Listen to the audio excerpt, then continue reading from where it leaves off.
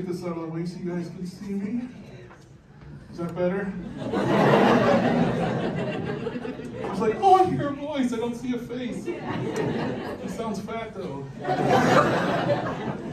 Oh, it's great to be here. It's great to be in this basement, this upstairs basement. How the fuck did they drag a basement up there? This is wild. Yeah, it's great to be here. I'm TJ. I live in Laughayette, Indiana. It's for Lafayette. It's great to be somewhere other than Lafayette. Did you say go Boilers? Not today. By fucking Fresno State. That is very Purdue. Yeah, it's great to be here. Lafayette's not bad. You know, we just got a Marshalls. Rumor has it we're about to get our third Chipotle. I don't understand why they're putting them all in the same parking lot in front of the Menards. That's Lafayette things. We lead Indiana in Mexican used car dealerships. I don't know what that's all about. It's great to be here. I just got back from Detroit. I'm originally from Detroit. Hadn't been back since before COVID. Every time I go back to Detroit, I like to drive down 8 Mile. You guys have probably seen that movie. I like to drive down 8 Mile, see if things have changed. I was driving down 8 Mile, and I was just amazed at how many churches there were. Both Jesus and chicken.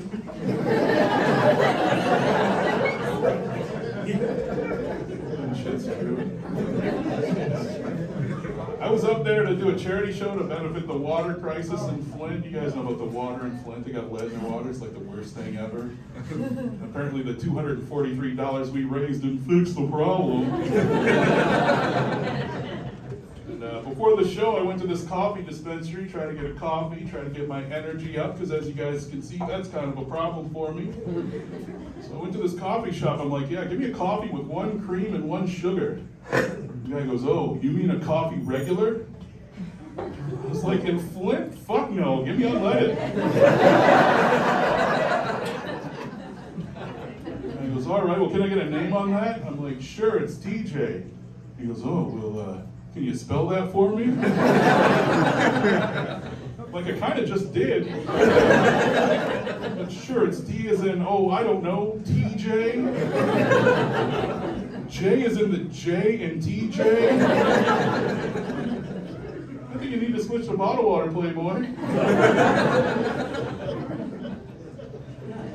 Yeah, I mentioned I live in Lafayette. My wife and I just bought our first house there. We're excited about that. Thank you, one person. Originally from Detroit, grew up directly across the street from a crack house. We bought our first house directly across the street from a country club. So we obviously don't fit in our neighborhood. Right after I moved in, one of my neighbors came and knocked at the back door, which I assume is an Indiana thing. And you know, answering the door and talking to your neighbors is a side quest that I usually skip. Wealthy white people tend to have a hard time minding their own fucking business, but all right, fine. I'll be neighborly this time. So I answer the door, and this guy goes, well, hello there, neighbor. That's exactly how Lafayette people sound. Welcome to the neighborhood. You're clearly not from around here. Where are you from? And I was like, Detroit?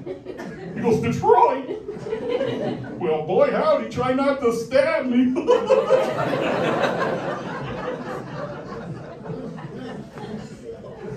I was like, I'm not making any promises.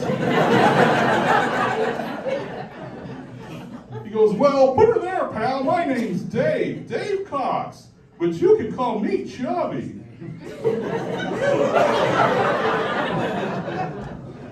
Wait a minute, you want me to call you Chubby Cox? Yeah, I'm not going to do that, Dave. He goes, well, I just wanted to welcome you to the neighborhood. You're going to love it here. It's real safe. We even leave our doors unlocked at night. I was like, why the fuck would you tell somebody that? And more importantly, why would you tell somebody from Detroit that? So now I've got a brand new 60-inch flat screen TV. Out of principle.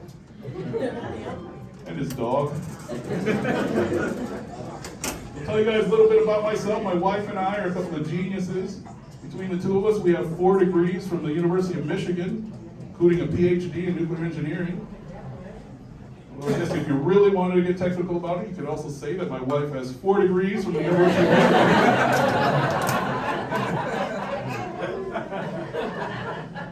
Moved to Laughayette from Detroit so she could take a job as an engineering professor at Purdue University.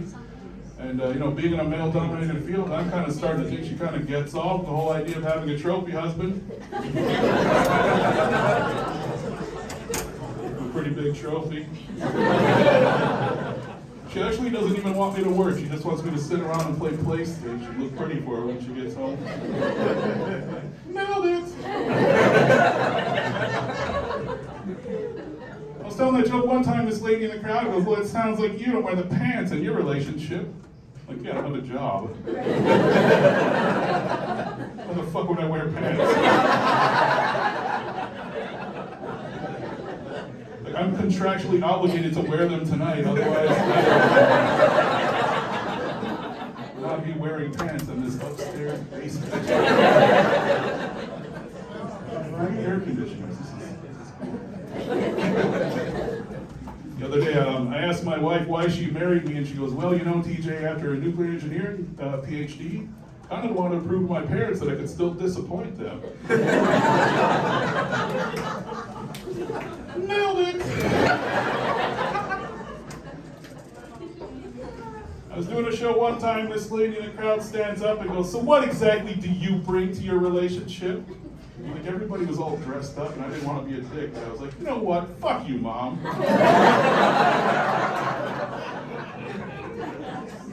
You're supposed to forever hold your peace. We got married anyway. My wife and I, not me and my mom. That'd be weird. I'm not from Alabama, she is. You guys are a lot of fun. The other day, my wife came home from work and gave me a list of things she wanted me to do around the house. So I gave her a list of things that I want her to do in bed to get her back. And the two lists are surprisingly similar.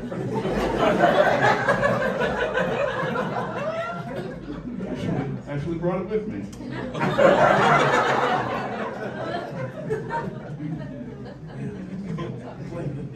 Trim the hedges.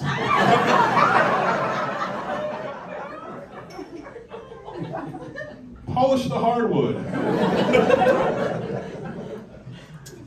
Dust the china. Which is only funny because my wife's Asian. And let the neighbors in the back door. Actually into that last one. I think she might have a thing for chubby cocks. She wrote that line. I don't know what to think of that. I was getting dressed for the show today, and I came downstairs. I was like, how do I look? And my wife goes, are you seriously going to wear that shirt? I'm like, why? What's wrong? She goes, boy, are you doing a comedy show? Or you're trying to sneak up on a fucking ficus. It's houseplant camouflage. You can't wear that on stage. It's a good thing there's no houseplants behind me. I'm bewildered. I recently started mentoring some younger comics. I'm mentoring an 18-year-old comic. And we were doing a joke writing session the other day, and this 18-year-old comic, he pitches me this joke idea, and he goes, all right, imagine a world with no cell phones. I'm like, imagine? Are you fucking high school? What do you mean, imagine? He goes, oh yeah, that's right. You're from the 1900s. I will fucking strangle. I was like, what year were you born? He goes, 2005. 2005? What the fuck? Like, people born in 2005 can talk already? That was fucking 3 weeks ago. So I guess I'll say this. I don't know, I don't see a whole lot of fat people in the room, maybe nobody else can relate. I really, like, my least favorite thing in the world to do is try on jeans at the store. Like, I don't know, I hate it.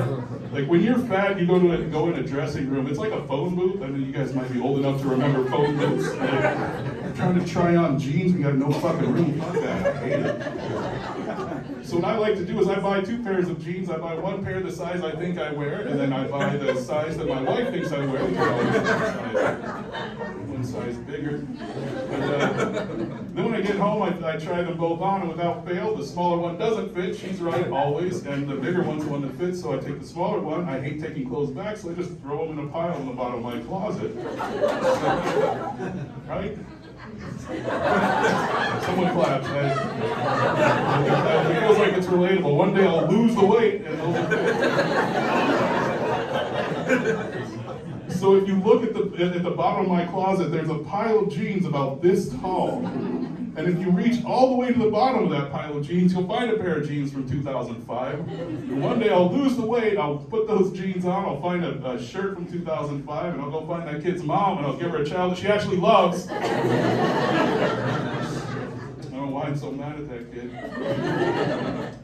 But then I started kind of feeling bad for him, because I started realizing Gen Z, they got no concept of what life was like before caller ID.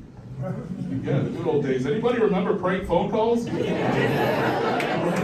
remember the Jerky Boys? Fuck yeah, clap for this shit, that's fun. I love pranking people. Like, it was my favorite thing to do. My favorite target was my grandmother.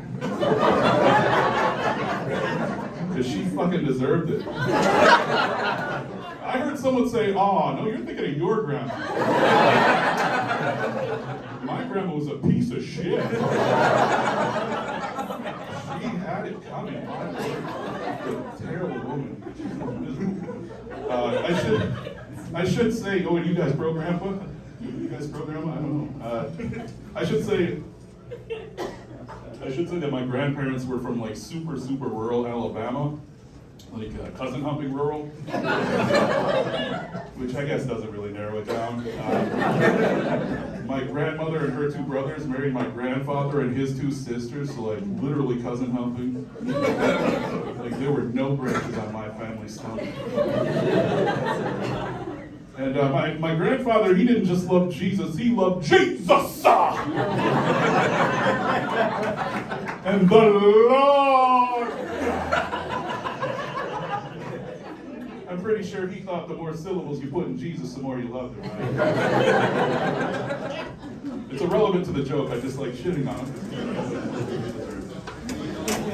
So anyways, probably 1992, I get home from school and nobody's home, so I was like, you know what, I'm gonna start pranking people. I'm gonna call grandma.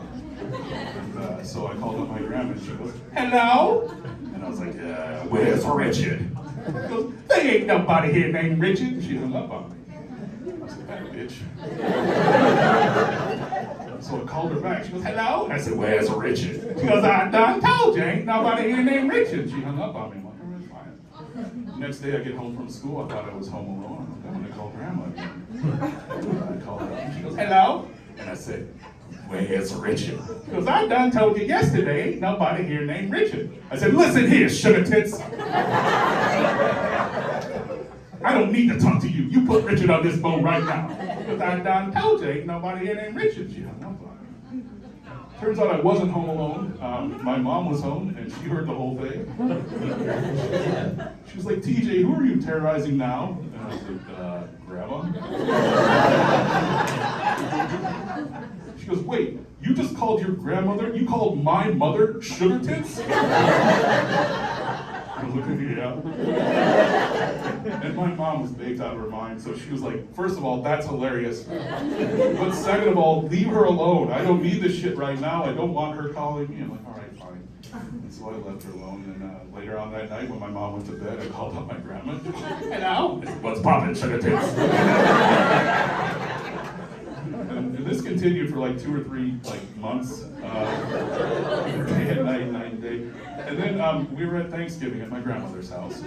All my aunts and uncles, nieces and nephews, everybody around the dining room table. And then my grandmother's phone rings. And my grandmother goes, "Whatever you do, don't answer the phone!" Somebody keeps calling the house day and night and day, asking for somebody named Richard. And I've done called him a million times. Ain't nobody here named Richard. I don't know what I should do. Sometimes he calls at 3 in the morning, sometimes at 3 in the afternoon. I always ask for Richard. I don't know what I should do. Your grandpa thinks he should get his gun and go and hunt you. I think I should call the police and have them hauled off to the Who Scout. I don't know what to do. Whatever you do, don't answer the phone. He called me Sugar Tits.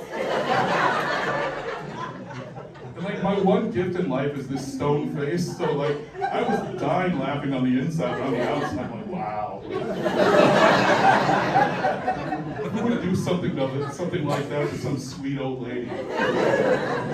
And my grandmother's one saving grace in life was her mashed potatoes. She made amazing mashed potatoes. Secret was margarine. Whole lot of margarine. No salt. You're white. A whole lot of margarine.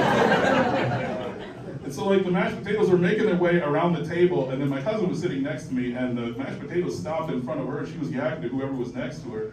And I just wanted the mashed potatoes, so what I was trying to do was I was trying to like, hey, could you please pass the mashed potatoes? But what came out was, so where's Richard? And like the whole table went silent, my grandmother. You rotten son of a bitch! I knowed it was you! I knowed it the whole time! And I was like, hey, simmer down, sugar tits! And that's why I was never invited to Thanksgiving again. You guys are a lot of fun. So what was I going to tell? I write my set list on my left hand because it's super hard to write over calluses.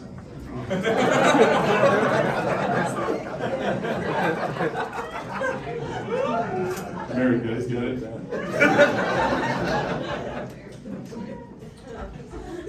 A lot of comics like to get on stage and talk shit about their wives. I'm not going to do that. Fuck that. My wife's amazing. My wife is absolutely amazing. I mentioned, she has 4 degrees from the University of Michigan. She's a tenured engineering professor at Purdue University. She just got $3.5 million in federal research grants, which they don't just give that shit away. They certainly don't give that shit away to women, certainly not women of color. She worked her ass off for that.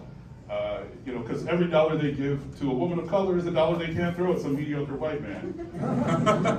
But if you want to throw a dollar at some mediocre white man, I take PayPal, I take Zelle, I take Cash App, I take weed, I'll take comic, whatever you got.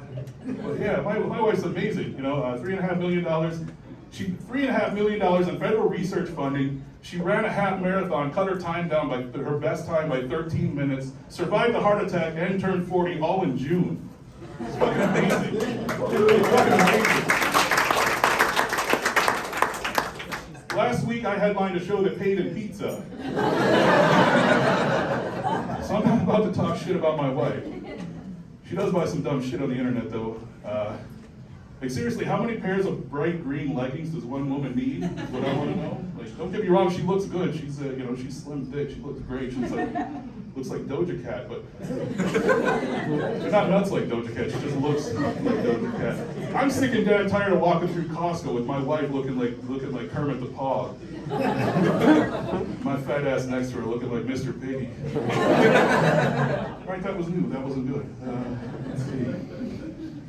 You guys, anybody play that Celebrity Hall Pass game? You guys know what Celebrity Hall Pass is? No? It's like a couple will get together and like, if you could get with any celebrity, have sex, and it'd be fine. Who would it be? Anybody played that? Nobody's played that? You haven't seen the movie? Nothing? All right. So my wife and I played that the other day. So if you could have sex with any celebrity in the world, anybody in the world, you can pick anybody in the world, get away with it, and I'd be fine with it. Who would it be? And without even like that, she goes, Bill Belichick. Oh, Bill Belichick, definitely immediately Bill Belichick? Like the greatest coach in NFL history, Bill Belichick? Like fucking Bill Belichick? Like it could be anybody. Like the Patriots, like Tom Brady, like Jimmy Garoppolo, like fucking Gronk, fucking Randy Moss, anybody. It could be me. It could be fucking anybody in the entire world. It could be Bill Belichick. Like what the fuck? You're trying to find someone with an even grumpier face? Like, someone who moves their mouth even less when they talk? You want me to start cutting the sleeves off my sweatshirt? Like, what do I need to do here? Your boss pisses you off at work, you're gonna come home. I could write a roast joke, he could fucking diagram a football play with you. Like, what are we doing here? That's a true story. That was like fucking 3 years ago. I'm still not over it. What was your celebrity? Mine, Lily from the AT&T commercials.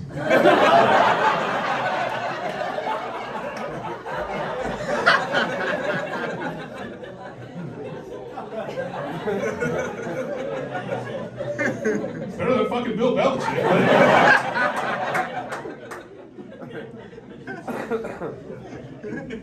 Bill fucking Belichick. I mean, what?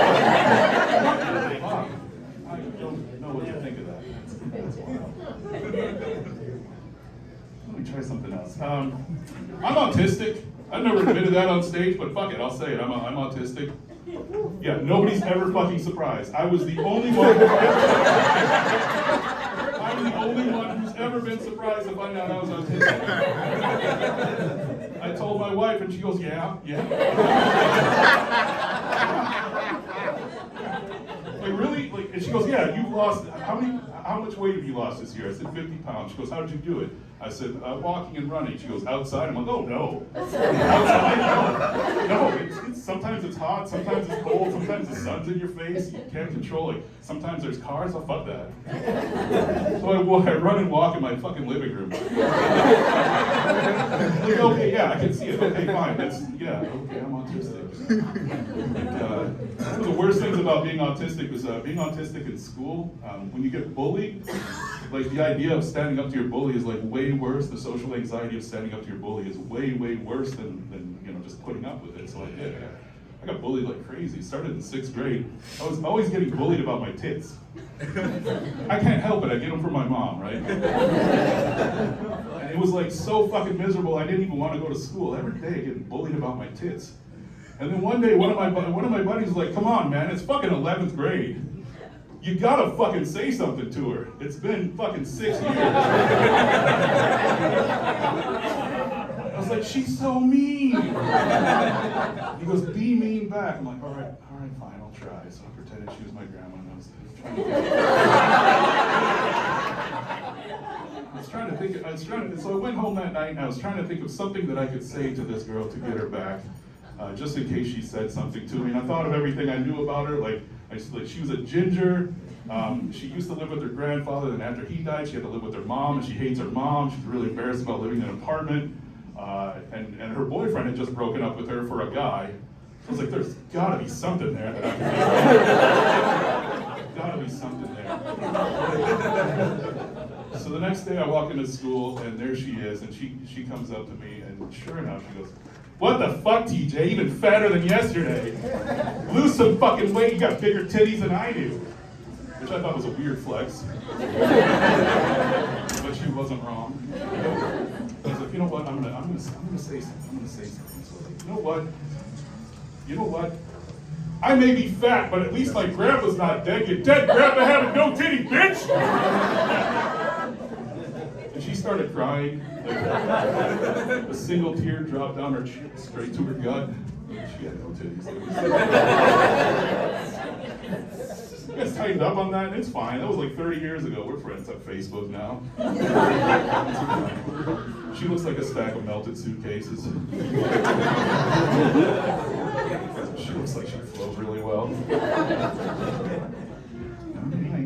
Let's see. When I was a kid, my mom used to smoke weed, which really used to bother me until I was about 16 years old. Then it just kind of started coming in handy. This one day I was high and I was watching TV, and I noticed on the table next to me there was a bowl with some white stuff in the bottom, and I didn't know what it was. And I was like, man, it's bad enough my mom smokes weed. I certainly hope she's not sniffing glue. So I picked it up and I took a whiff of it, and I know it wasn't glue, because I know what glue smells like. So then I was thinking, man, I really hope she's not snorting cocaine. So I picked the bowl up and I took a whiff of it, and I know it wasn't cocaine, because I know what cocaine smells like.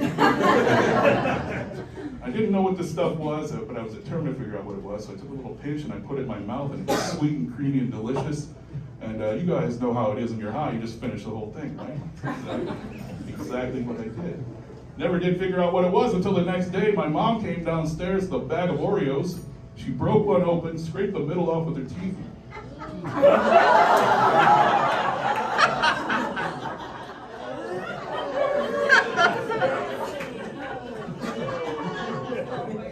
So fucking nasty. Hey, I figured it could have been worse. Her boyfriend could have been over the night before. But I know that's not what that was, because I know what that smells like.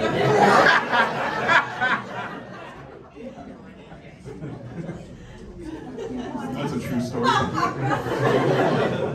To this day, I can't eat an Oreo. I do not understand. They make double stuff? Oh. Why?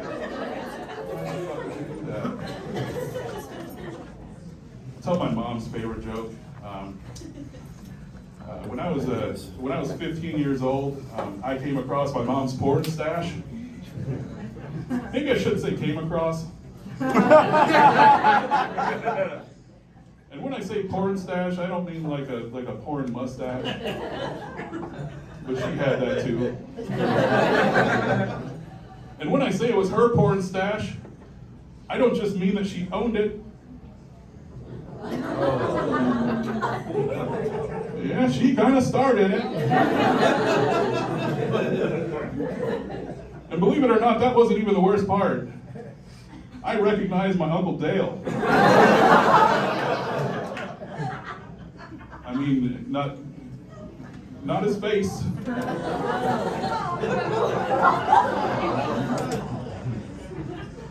So gross. Almost couldn't finish. Oh, fuck you guys, that is the best joke I have ever written in my entire life. My mom loved that joke.